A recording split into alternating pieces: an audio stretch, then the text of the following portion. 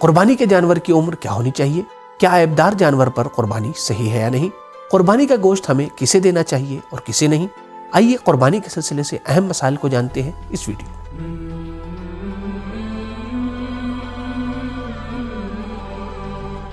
بسم اللہ الرحمن الرحیم۔ مومنین کرام سلام علیکم۔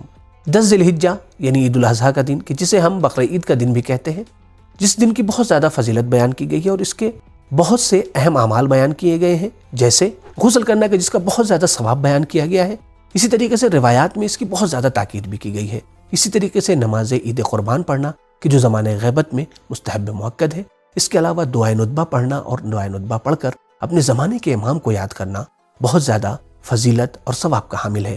اس کے علاوہ جو تاکید کی گئی ہے آج کے دن، وہ صحیفہ سجادیہ کی دعا نمبر 46 اور 48 کی تلاوت کرنا اور اسے پڑھنا ہے۔ اور اس کے علاوہ کہ جو ایک بہت ہی اہم عمل ہے، وہ عمل ہے قربانی کرنا۔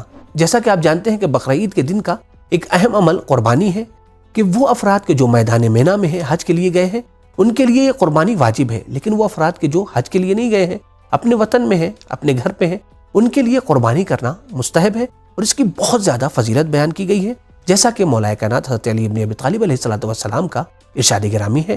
اگر لوگوں کو قربانی کے فائدے کے بارے میں معلوم ہو جاتا تو لوگ قرض لے کر قربانی کرتے۔ قربانی کے خون کا پہلا قطرہ زمین پر گرتا ہے تو خداوند متعال قربانی کرنے والے کے سارے گناہ کو معاف کر دیتا ہے۔ واجب قربانی اور مستحب قربانی دونوں کے الگ الگ شرائط اور الگ الگ احکام ہیں۔ آج انشاءاللہ اس ویڈیو میں ہم مستحب قربانی کے اہم احکام کو بیان کریں گے۔ تو آئیے جانتے ہیں اہم احکام کون کون سے ہیں۔ سب سے پہلا پوائنٹ یہ ہے کہ قربانی اونٹ، گائے، بھینس، بھیڑ، بکرا، بکری یا دمبے وغیرہ پر ہی ہونی چاہیے۔ مستحب قربانی میں ضروری نہیں ہے کہ جانور صحیح و سالم ہو، بلکہ اگر جانور عیبدار ہے، یعنی جیسے اس کا کان کٹا ہوا ہے یا سینگ ٹوٹی ہوئی ہے یا لنگڑا ہے یا اسی طریقے سے خصی ہے یا مثلاً بیمار ہے یا بہت کمزور ہے، اس کی بھی قربانی کی جا سکتی ہے، کوئی حرج نہیں ہے۔ لیکن ہاں، افضل اور بہتر یہ ہے کہ جانور صحیح و سالم ہو اور موٹا اور فربا ہو۔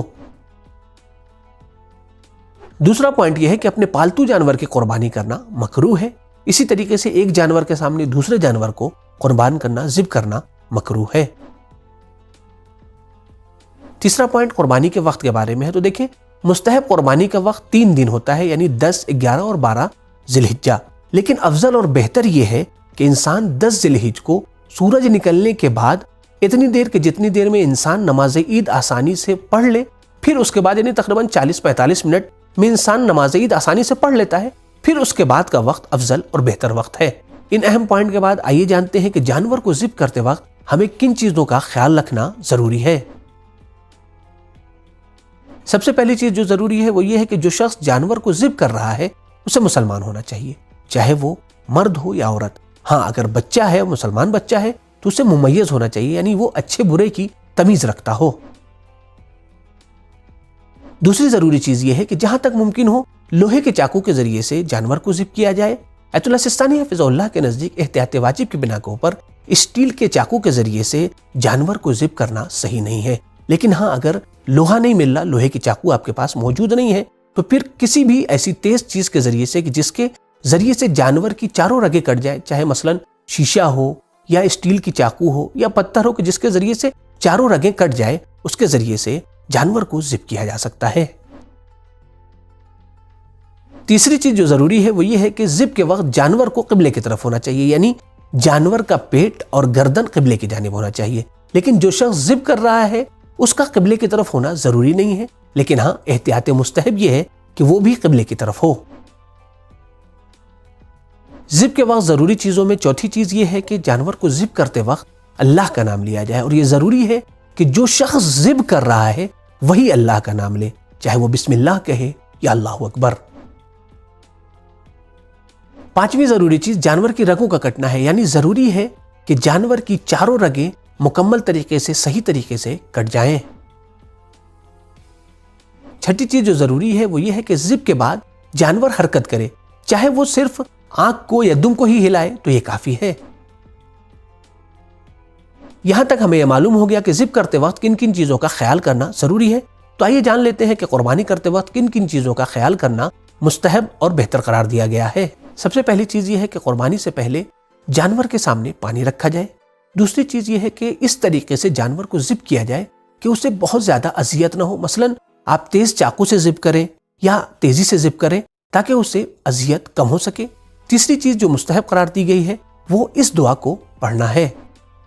بسم الله الرحمن الرحيم وجهت وجهي للذي فطر السماوات والأرض حنيفا مسلما وما أنا من المشركين إن صلاتي ونسكي ومحياي ومماتي لله رب العالمين لا شريك له وبذلك أمرت وأنا من المسلمين اللهم منك ولك بسم الله وبالله والله أكبر. پھر اس کے بعد جانور کو ذبح کریں اور کہیں اللہم تقبل منی. اگر قربانی میں کئی لوگ شریک ہوں تو اس طریقے سے پڑھیں اللہم تقبل منا.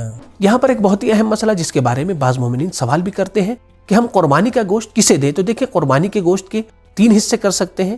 ایک حصہ آپ خود اپنے لیے اور اپنے اہل و عیال کے لیے یعنی اپنی فیملی کے لیے رکھ سکتے ہیں.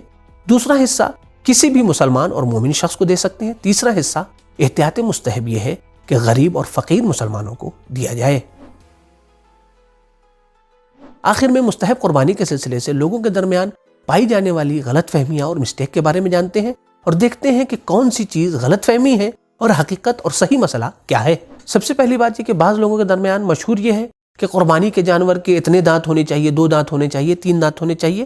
اس ٹائپ کی چیزیں جو مشہور ہیں، درحال ہے کہ شریعت کے اعتبار سے اور مسائل کے اعتبار سے، مسئلے کے اعتبار سے اس کی کوئی حیثیت اور حقیقت نہیں ہے. ہاں عمر کے بارے میں آیت اللہ سستانی حفظ اللہ فرماتے ہیں احتیاط واجب کی بنا پر اونٹ کی عمر 5 سال سے کم نہ ہو اور بکرا، بکری اور بھیڑ کی عمر 7 مہینے سے کم نہیں ہونی چاہیے. تو حقیقت یہ ہے کہ بکرا، بکری یا بھیڑ کی عمر 7 مہینے سے کم نہیں ہونی چاہیے، چاہے اس کے 2 دانت ہوں یا 4 دانت ہوں یا 6 دانت ہوں. دانتوں کا مسئلہ نہیں ہے. دوسری چیز کو جو بعض مومنین کے درمیان مشہور ہے اور وہ یہ سمجھتے ہیں کہ خصی یا عیبدار جانور کو مستحب قربانی میں ذبح نہیں کیا جا سکتا ہے، ان کی قربانی نہیں کی جا سکتی. جبکہ آیت اللہ سستانی حفظ اللہ کے فتوے کے مطابق مستحب قربانی میں یہ تمام شرائط ضروری نہیں ہے، بلکہ آپ عیبدار جانور یا لولہے، لنگڑے یا اسی طریقے سے جس کا سینگ ٹوٹا ہوا ہے جیسا کہ پہلے بھی بیان ہوا، اس کی قربانی کی جا سکتی ہے، کوئی حرج نہیں ہے. تیسری غلط فہمی یہ ہے کہ بعض مومنین یہ سمجھتے ہیں کہ ایک جانور پر ایک ہی آدمی قربانی کر سکتا ہے، ایک ہی شخص قربانی کر سکتا ہے، جبکہ ایسا نہیں ہے. مستحب قربانی میں ایک جانور پر متعدد افراد قربانی کر سکتے ہیں، کوئی حرج نہیں ہے. آپ ایک جانور لے کے آئیں، اس پر اپنی پوری فیملی کو شامل کر سکتے ہیں اسے قربانی میں، حتیٰ آپ مرحومین کو بھی شامل کر سکتے ہیں. انشاءاللہ خداوند متعال سب کو مکمل ثواب عنایت کرے گا. بعض لوگ قربانی کے جانور کی کھال کو قصاب کو بطور اجرت دے دیتے ہیں، کیا ایسا کرنا صحیح ہے؟ دیکھیں قصاب کو اجرت کے طور کے اوپر کھال دینا مکروہ قرار دیا گیا ہے. بہتر اور مستحب یہ ہے کہ اس کھال کو صدقے کے طور کے اوپر کسی مستحق اور فقیر کو دیا جائے. تو مومنین کرام امید کرتے ہیں کہ یہ ویڈیو آپ کے لیے مفید ثابت ہو، آپ کو پسند آئی ہو، لہٰذا اسے دیگر مومنین کے ساتھ، اپنے دوستوں اور رشتہ داروں کے ساتھ ضرور شیئر کریں. انشاءاللہ پھر سے ایک نئے موضوع کے ساتھ حاضر ہوں گے. خدا حافظ، فی امان اللہ.